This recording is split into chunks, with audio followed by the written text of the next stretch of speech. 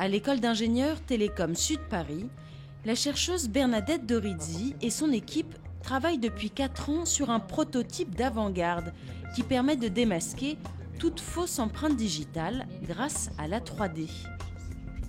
Quand on a un doigt sur lequel on a posé une fausse empreinte, si j'utilise un capteur traditionnel 2D, je vais avoir une image comme ça de ma surface. Et de ce fait, je ne pourrai pas détecter les différentes couches qui ont été apposées sur le doigt. Alors que quand je fais une acquisition 3D, je récupère un volume, donc je peux couper comme je ferais dans une pomme, et à partir de là, je peux récupérer les différentes couches qui apparaissent, donc la surcouche, la peau, et puis l'intérieur du doigt, les veines et le reste. Et voilà le résultat en cas d'imposture. Donc j'ai mis une fausse empreinte sur mon doigt, et quand je l'approche du capteur, en fait, ce que je vais pouvoir arriver à voir, c'est la couche extérieure ici qui correspond justement à ma fausse empreinte. Et puis après, dans les couches internes, ici, tout ce qui correspond au doigt. Alors en fait, ce qui est intéressant, c'est que quand on fait une acquisition avec un capteur 2D normal, on a juste l'image de ce qui se passe sur la couche extérieure.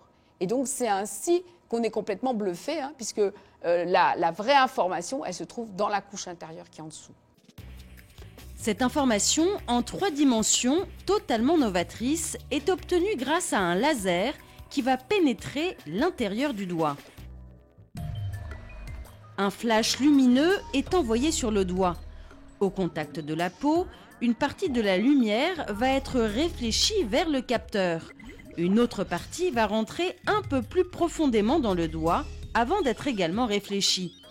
C'est le temps de retour de la lumière sur les différentes couches du doigt qui permettent d'obtenir une image en profondeur, bien plus précise qu'une simple photo de la surface.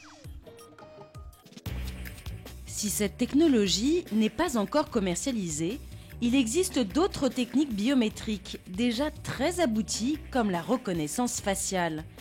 Cet outil est utilisé notamment par la police pour traquer des personnes recherchées.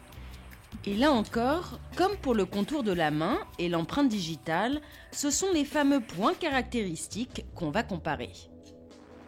Avec la reconnaissance faciale, ce qu'on va comparer, ce sont des points caractéristiques de votre visage. Les points caractéristiques ici, ça peut être l'extrémité du menton, la commissure des lèvres, la base du nez, le lobe de l'oreille, la position des yeux. Ce sont des points qui sont stables dans le temps.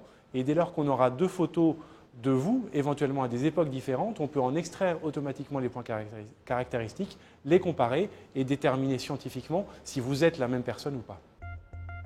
Cette identification est possible notamment grâce aux caméras de surveillance. Dans les grandes métropoles comme Paris, cela paraît incroyable, mais un habitant est filmé en moyenne 100 fois par jour. Ce sont ces vidéos qui permettent au logiciel de reconnaissance faciale de repérer un individu en temps réel dans une foule. Il suffit simplement d'avoir la photo de la personne recherchée dans une base de données.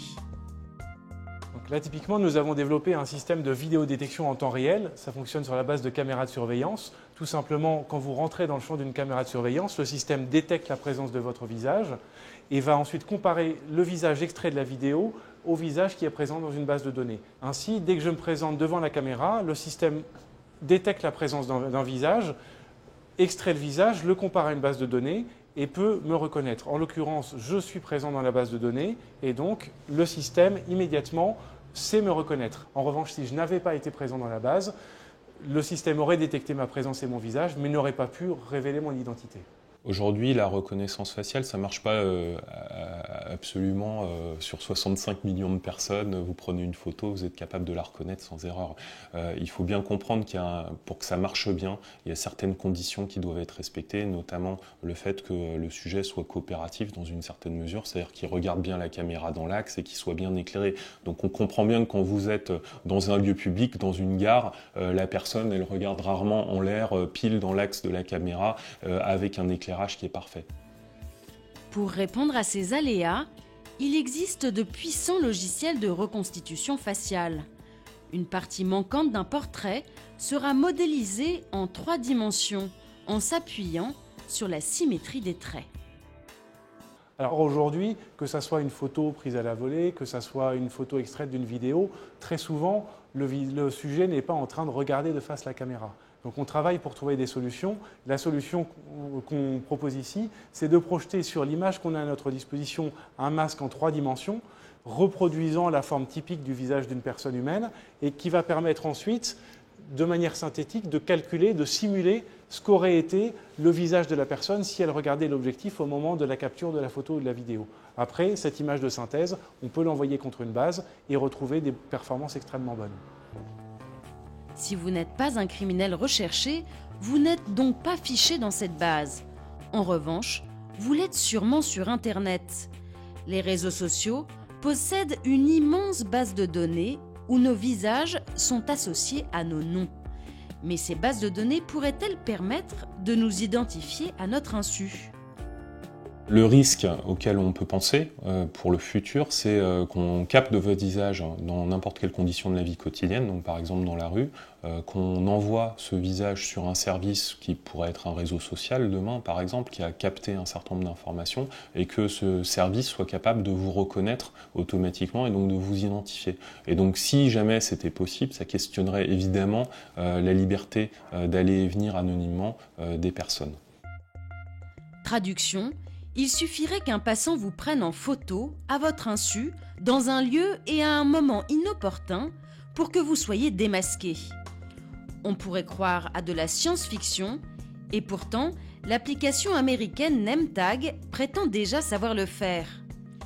Les gens génèrent de plus en plus de photos qu'ils vont mettre en ligne et partager en ligne. Donc à partir de là, vous diffusez vos données à caractère personnel. Et au fur et à mesure que la technologie évolue, évidemment, vous pouvez avoir des gens qui vont retraiter ces données et les utiliser pour faire une reconnaissance. Après, il faut bien comprendre que ce n'est pas parce qu'une donnée est publiquement accessible sur Internet que vous pouvez en faire ce que vous voulez sans aucune restriction d'usage. Il y a quand même des règles informatiques et libertés à respecter, d'une part en matière d'information, de recueil du consentement des personnes. La biométrie, née pour garantir notre sécurité, pourrait aussi entraver notre liberté. Charge aux institutions de veiller à ce que cet outil reste au service de l'homme, sans jamais servir à le contrôler.